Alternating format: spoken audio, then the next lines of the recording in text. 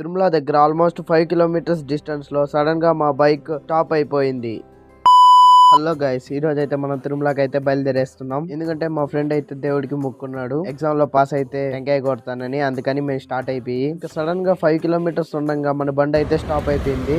ఒక్క నిమిషం full tension అయిపోయింది. బండిని ఎంత స్టార్ట్ చేసినా స్టార్ట్ అవ్వట్లేదు. అందుకని ఒక 20 మినిట్స్ ఆగి గోవిందా గోవిందా అని ఒక కిక్ ఇస్తే దెబ్బకి స్టార్ట్ అయిపోయింది. ఇంకా ఫైనల్ గా మన తిరుమలని అయితే రీచ్ అయిపోయినాం. నేరుగా అగండ్లం కాడికి వెళ్ళి మన దేవుడి దగ్గర కొబ్బరికాయ అయితే కొట్టేశాం. తర్వాత నేరుగా మన అన్నప్రసాదం కాడికి అయితే వెళ్ళిపోయినాము. ఇక్కడ ఫుల్ రష్ గా అయితే ఉన్నారు. ఇంకా మన ఫుడ్ అయితే వచ్చేసింది. అన్నప్రసాదంలో పెట్టే ఫుడ్ గురించి ఒక్క మాట కూడా చెప్పలేము, ఎందుకంటే అంత బాగుంటుంది అక్కడ అయితే టేస్ట్.